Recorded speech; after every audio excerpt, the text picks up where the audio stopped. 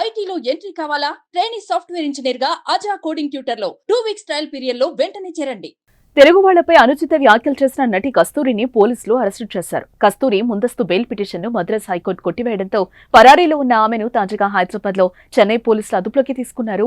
Hindu people's party of Tamil Nadu తరపున బ్రాహ్మణులకు రక్షణ కల్పించేందుకు ప్రత్యేక చట్టం తేవాలని డిమాండ్ చేసే క్రమంలో కస్తూరి తెలుగు వాళ్లపై వివాదాస్పద వ్యాఖ్యలు చేసింది. సుమారు 300 ఏళ్ల క్రితం రాజుల కాలంలో అంతఃపుర మహిళలకు సేవ చేయడానికి తమిళనాడుకు తెలుగువారు వచ్చారని, అలా వచ్చిన వారంతా ఇప్పుడు తమది తమిళ జాతి అంటూ పెద్ద పెద్ద మాటలు మాట్లాడుతున్నారని ఆమె కామెంట్ చేసింది.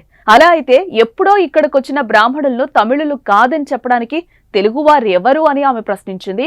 కస్తూరి చేసిన ఈ వ్యాఖ్యలు దుమారమే రేపాయి. తమిళనాట వ్యాప్తంగా స్థిరపడిన తెలుగు వారిలో ఆగ్రహ జ్వాలలు రేగాయి. తమిళనాడుతో పాటు తెలుగు రాష్ట్రాల్లోని ప్రజలు కూడా భగ్గుమన్నారు. దీంతో ఆమె దిగి వచ్చి క్షమాపణలు చెప్పారు. నా తెలుగు కుటుంబాన్ని బాధ పెట్టడం లేదా కించపరచడం నా ఉద్దేశం కాదు. నాకు తమిళనాడు పుట్టినీళ్ళు అయితే తెలుగు గడ్డ మెట్టినీళ్లు లాంటిది. నేను తెలుగు వారిని అవమానించలేదు.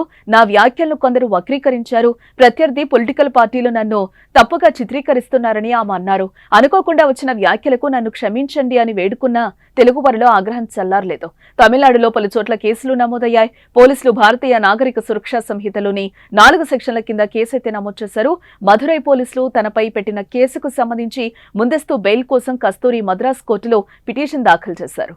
కస్తూరి చేసిన వ్యాఖ్యలకు పూర్తి ఆధారాలు ఉండడంతో న్యాయస్థానం ముందస్తు బెయిల్ నిరాకరించడంతో చివరికి అరెస్టు కాక తప్పలేదు. అయితే ఆమె డీఎంకే పార్టీ నేతలు టార్గెట్ చేసి కుట్ర చేస్తున్నారని ఆరోపణలు చేస్తోంది. తమిళనాడు బ్రాహ్మణ కుటుంబంలో పుట్టిన కస్తూరి 1991లో నటిగా ఎంట్రీ ఇచ్చింది. తెలుగులో ఆమె మొదటి చిత్రం గ్యాంగ్ వార్, అనంతరం నిప్పురవ్వ, అన్నమయ్య, మా అన్న బంగారం లాంటి హిట్ చిత్రాల్లో నటించారు. తెలుగులో కస్తూరి ఇంటింటి గృహలక్ష్మి టైటిల్ తో ఒక సీరియల్ కూడా చేస్తోంది.